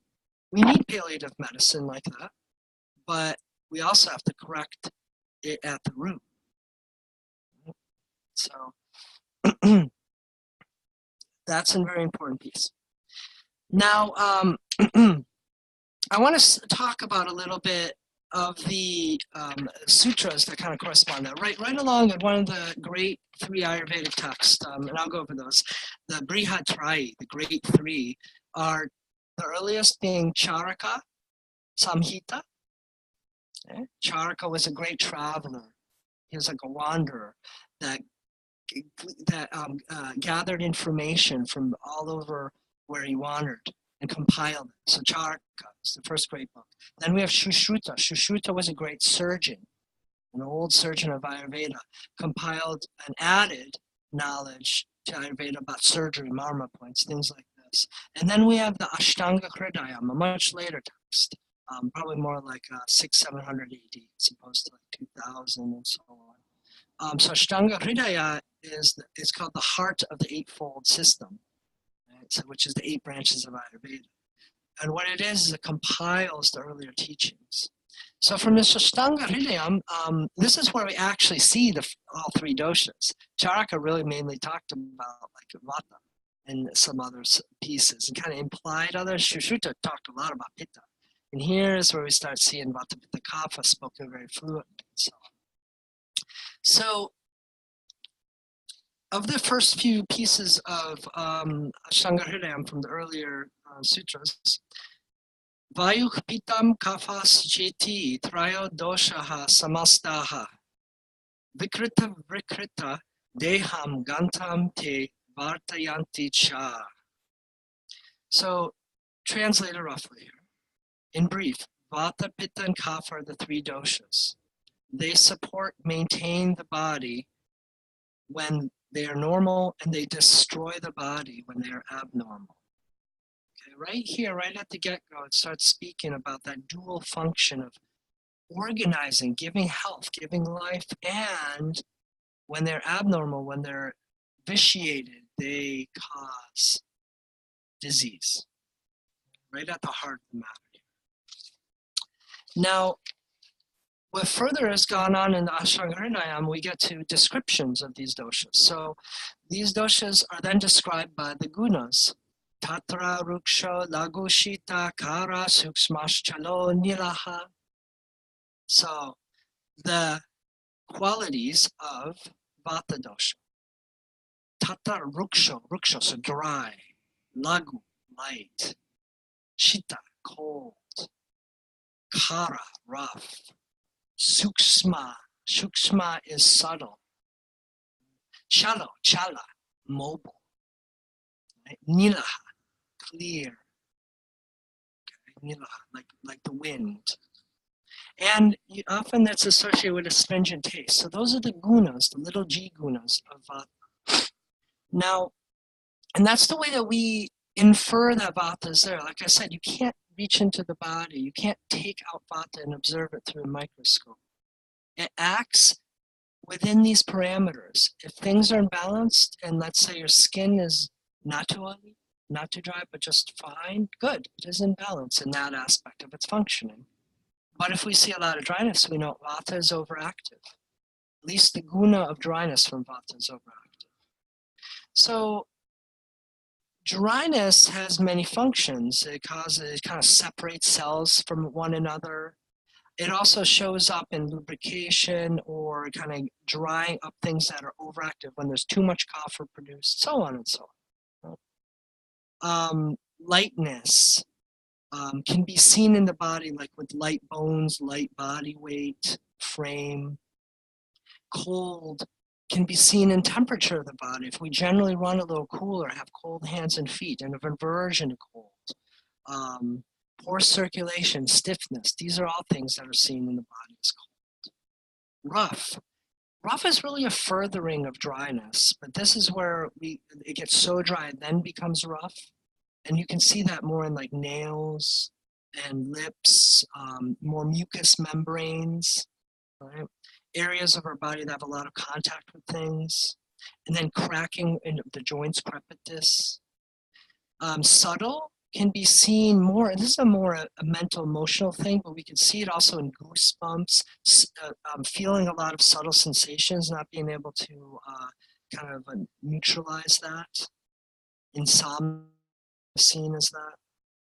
Now, subtle is also a very important quality because it's a ability to also penetrate deeply into things. Subtle, as in subtle nutrition, or subtle quality. The body in our digestive system breaks down the particles to the villi and so on until they are so subtle that they can penetrate through the walls of our mucosa in the intestine. So it's subtle too. Shallow activity, mobility. So if it's too much shallow or mobile quality, then things are going too fast. They're running too fast. They're going through us too fast. They're not able, we can't keep up with, let's say, our mind, etc. Vishada, so clear. This is seen in too much clarity. Let's say in too much clarity in the bones, Siddha Vata, can be like osteoporosis. We're losing bone density. Okay? So just kind of going over those qualities and kind of how they're seen. Now, Pitta dosha, sutra continues, Pittam sasneham tikshnoshnam lagu vishram saram drabam. So these are the qualities of Pitta. Snehanam, so oily. Pitta is oily. Thus, corresponding to that water element of Pitta. Right? Pitta is fire and water, two opposites in a lot of ways. So it has that dichotomy, which can be confusing for us. And oily kind of corresponds to like extra oiliness of the skin, even like thick bile, so on. Sharp quality, tikshna. Okay, tikshnoshnam, tikshna quality. This is like subtle in many ways, but sharp is penetrating. So on a mental way, you're able to understand things very well. But maybe you kind of doubt yourself. You try to understand things too much. Instead of just seeing it clearly, you're trying to penetrate, trying to find it, or there's doubt and confusion that can come, right? There's also inflammation is sharp. Sharp will cut things, it'll cause perforation, things like that. Ushna is hot. So heat, when there's excess heat, body temperature, fever, so on. Light. Now light is a shared quality with Vata. And light is also, in the sense of Pitta, when we're looking at a Pitta lens, we're talking about luminosity too. So things kind of have that shininess that kind of goes along with the oily quality often, but luminosity, as well as lightness, so as a mass thing too. So Pitta people, let's say, for instance, would have like lustrous skin, lustrous eyes, if they're in balance, and also a lightness of frame. They're still not that very, very heavy, let's say, frame. Vishram is interesting, fleshy smell. It's kind of like a sour, bitter type smell. So sometimes the sweat is like that. Pitta can make things ferment. In fact, that's what it's doing all the time. Enzymatic transformation is really fermentation, right, in a way. But if it's gone awry, it smells. Saram, spreading. So this is a type of movement. Pitta has a movement aspect, but it's a very slow spreading movement. And this can be seen in things like rashes and hives and stuff like this. And also the quality of the mind of spreading one's name and fame, so on. Liquid, okay. So this is that, again, water aspect of Pitta, the dichotomy between that fire and water. And the tastes associated with Pitta are going to be pungent, sour, and salty. Right? They're more heating in tastes. And then we get to Kapha dosha, the rest of the gunas. It has a long list. Guru manda himashnigda slakshta sandra mridu stirha sukshma vishada vimshati sa viparyayaha. So this just basically, it's a beautiful sutra. It states that guru, so heavy, slow, cool, oily, slimy, dense, soft, static, liquids, is all, and cloudy, is all gunas of Kapha dosha. Right? And we can see that with Kapha dosha, we have the heavy quality. So it gives a weight to our body like muscles, like bones, like fat tissue. right? Slowness, a slowness to activity, because when we need to rest and slow down, and like our lymphatic system, which moves much slower than the blood does. Coolness, to kind of counter that heat that Pitta is creating. Oiliness, again, this is a shared quality with Pitta now. This is where we see that shared water on. So lubrication to the tissues, but it could cause excess oiliness too, of course. Slimy, the opposite of dry. Smooth, slimy. So unctuousness, that's what we're talking about here. Are we too much on the dry side, or are we too much on the oily side? If it's oily with heat, then we know Pitta. That's an oily Pitta. If it's oily with coolness, then we know that's oily Kapha, for instance. Dense and thick, right? So having like thick hair, dense skin, dense bones, bone density, compact, dense muscles. Softness, right? Kind of related to that oil quad in a way. So soft skin, soft tissues, not hard. Hard would be, hard is there, but if they're dried out, they can harden. But softness implies like this unctuous softness to it. Static and stable, firmness. Right? It also gives us, that stira quality gives us that stability of mind. His mind is mostly running with vata, right? With mobility. But we need something to hold it. Right? In yoga, we see that, like Sukha Stira Asanam, for instance. It's the point of an asana is to be stable, stira. Right? And that gives us that stability for everything to flow smoothly. And then we have liquid, again, like Pitta, shared quality. Kapha is really the source of all liquids. And then the taste, sweet, salty are associated with Kapha.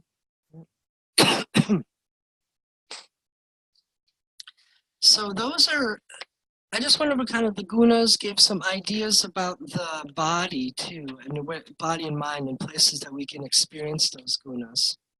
And I assume this is a lot of review for you. You've heard this before. Now, a couple things that I would encourage you, since we're getting towards the end of the class, I'd like to speak about how to take someone's prakriti and focus on it, because that's going to be one of your homework assignments. Before I go into that too, I would like you, without me going over it right now perhaps, but I'd like you to, in preparation for next week's class, make sure that this week you get a really good idea of what the sites of each dosha, the main sites of each dosha are. And not just like vata being in the large intestine, pitta, small intestine, and kapha and stomach and lungs, but the other sites that are these doshas tend to have an affinity towards. Okay, so I'm not going to go over them. I'm going to give you that as homework, because I want you to be aware of that. The reason why is because they are slightly different than the sites of the subdoshas. Next week we'll be covering subdoshas. And let me briefly talk to you about and then I'll get the raised hands. Subdoshas are really conceptual, okay? Because again, vata, pitta, kapha are concepts.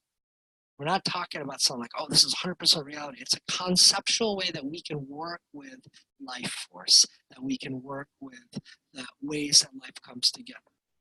The subdoshas further the concept to show how those particular life forces work in certain areas of the body. Again, this is medically relevant. This is useful for healing, useful for transforming ourselves. But just to remember, they're not different than vata in general, and vata subdoshas. So just a little information for next week's class. So I'd like you to become familiar with the natural sites of vata, and then distinguish those. There's going to be a lot of overlap with the sites of the subdoshas of each of the ones, but they're not going to be exact. Okay? So if you do your reading, you'll know exactly what I'm talking about. So you'll find it in there. Let me get to those hands. So who do we have for a hand raise? We have Christine. Hi. Hi, Christine. This was just a clarifying question I had. Going back to the doshas, these buffers. I'm just curious. You mentioned the buffers can only withstand so much over so much time. Mhm. If we experience a symptom in the body, does that mean that the buffer has completely weathered down and it's been going on for a long time? You're on the right track. Okay. Eventually, I see are you in a little medical setting there? No. No, just the office. I was like, you see, well, the reason I was asking, I was like, oh, I wonder if she's a nurse practitioner, nurse or something. But anyways, where we're going to get to this, later we're going to learn about Sampropti and pathology. So in a nutshell, to not get deep into that, up to a certain stage of Sampropti, before it starts disturbing the tissues, that's when you're going to see cardinal signs and symptoms of disease. When they're really agitated and they're boring into tissues, disease begins. Before that, you're going to see some more gentle, more lesser signs and symptoms of the doshas. Like you may have a little extra gas. You may start getting a little dry skin. It's not eczema, it's not dermatitis yet. But you're going to see early warning signs, okay? And we'll get to that way down the road, okay, as far as the pathology goes. But yes, you're on the right track. When they start getting disturbed, and that's going to be prakopa, prasara, all the different like stages of disease. When they start getting agitated, there's going to be certain warning signs that we're going to get trained to see and observe and be able to deal with before they get to the stage of lodging in the tissues and thus causing signs and symptoms of disease proper. Yeah. And then I was also wondering, that makes a lot of sense. When you're talking about pitta, one of the examples you gave was too penetrating. So a lot of doubt comes up in the mind. And then you also mentioned that the mind is a tool. So if that's an internal factor and we try to calm it with an external treatment, maybe with a cooling breath, does that work to balance it in that way? Yes, that's the beauty of understanding Ayurveda, is when you have sharpness, let's say the mind's too sharp, it's self-critical. Sharpness is, the opposite is dull, literally, but also smooth, gentleness, expansion, diffusion. So if you do deep relaxation, if you give loving touch to yourself like Abhyanga, that'll help. It'll work from the physical to the mental, even though the issue started as a mental towards the physical. Yeah, it works. That's the beauty, the body-mind concept of Ayurveda. It would be useful also to do work on the mental plane too, of course, but that's the strategy. Okay, great. And then who's the next person with the hand? Leah? Hi. Yeah, so I have a question basically about the doshas. Is it kind of like when we come into like creation or whatever in ourselves, are we kind of like almost like in a balance of all three, and then we become more like predominant in one, like you were saying, like being in the desert and based on external factors and that?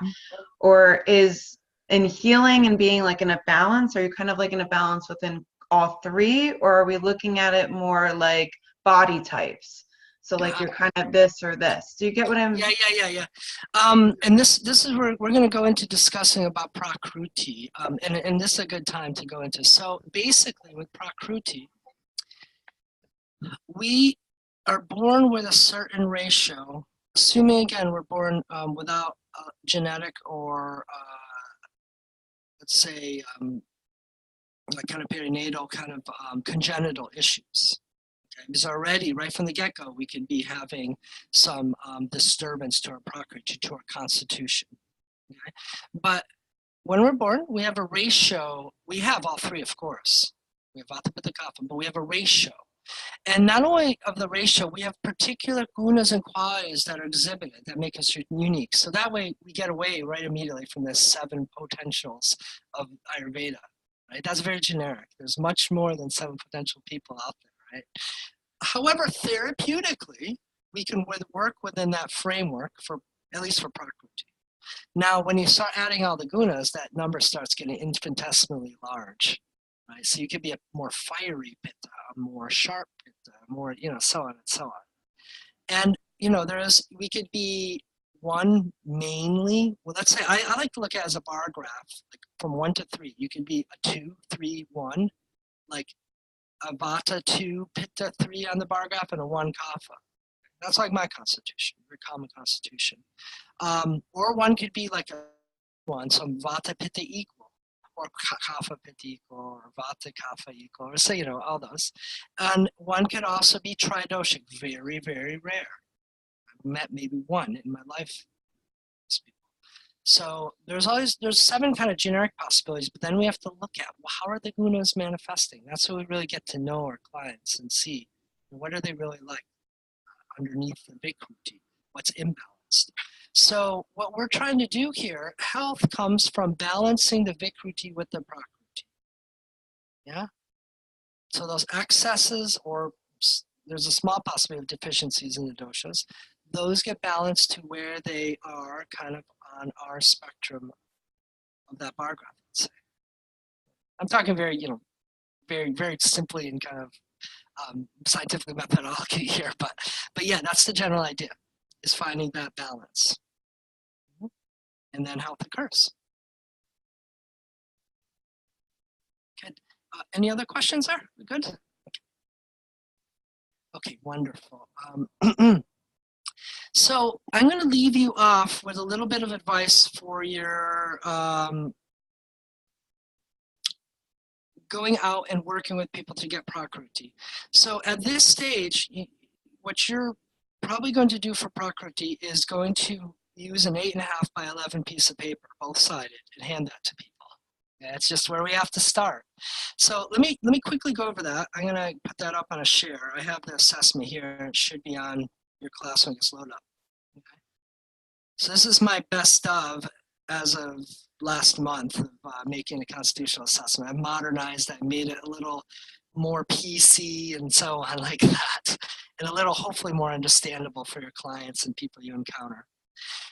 So there's a couple things, of course.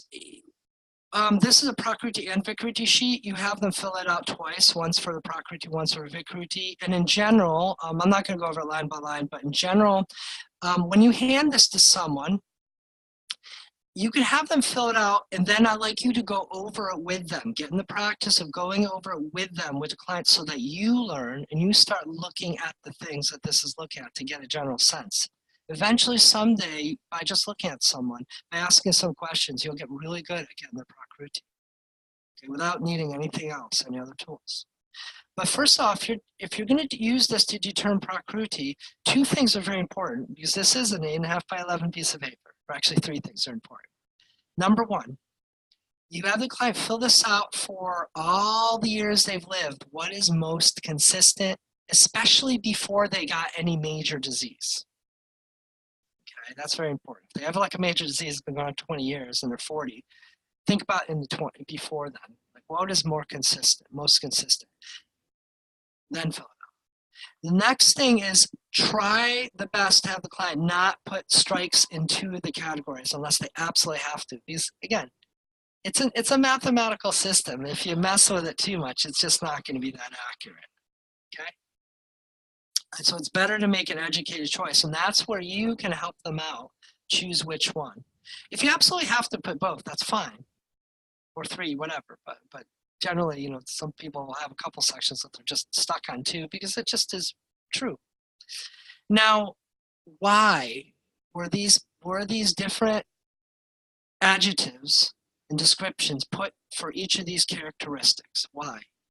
All we're doing here, all that anyone has ever done with these dosha quizzes, is put the gunas of Vata, the gunas of Pitta, and the gunas of Kapha applied to that body characteristic, and tried to write down the best they can how to describe that.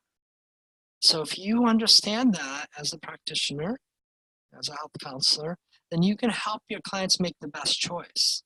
And you can start thinking into it. Don't take the words that are in these little boxes as the law. Think about, are they exhibiting these gunas in their body frame? Like for Vata, thin, light, right? Abnormal, irregular. Right? Is Pitta more medium, but more sharp, defined? It's things like that, okay? So those are some 3 important parameters. Now, one thing that I like about this form that we designed here is the front page are more non-changing characteristics. Okay, so those are important ones to really note. These are like more physical things that are unlikely to change. So things can change, of course, you know, one can have accidents or surgeries, things like that, but unlikely to change. Now, the next thing are changeable. The backside, this is changeable traits. And I've also organized them a little bit to certain categories that kind of go together, like digestion, thirst, and elimination, sweating, right? Physical and mental energy and emotions. Now, these are quite changeable, so we have to really get clear information from Prakriti about over someone's lifetime, what's been most true and consistent. Now, when you have them fill it out again for Vikruti, think about recently, what's more consistent, what's more true. And then you compare it both, because at the bottom of the page, you're going to add up all the numbers, and then you're going to get like a bar graph ratio, which will look again like 2, 3, 1, or 3, 2, 1, or whatever. And then when you do their Vikruti, you'll see, oh, it's 2. You know, say someone's a 2, 3, 1. Oh, it's a 3, 2, 1 now. And then you can look back, which one's changed? And you'll be very clear about like what areas, what aspects are getting modified, okay? Again, it's an 8.5 by 11 sheet. By no means doesn't mean you have to rely your treatment on this. It's a start, but it's a good start for you to get good at getting Prakruti and Vikruti. So Anna, go ahead, do you have a question? Yeah, when we tell them recently, are we asking them to look at their past week, their past month, past year? However long, yeah. Well, however long, you know, that they've been experiencing some changes. Mm-hmm. Again, you're going to also learn how to question and so on. So this is just the beginning. It's a start. So I'm going to leave you off with that because that's part of your homework, and I hope that you get more and more experience with this. Start gathering some people around you. Start having them fill these out, but then go over it with them so you can see and help them maybe refine it. Okay, do that for yourselves also. You may not have taken one in a while, and maybe with this new insight, you can look a little deeper on your own Prakrutis and Vikrutis. Okay, so I've enjoyed very much being with you all. Thank you. This is a lovely class, and this has just worked out really well for such an enormous class too online. So thank you very much.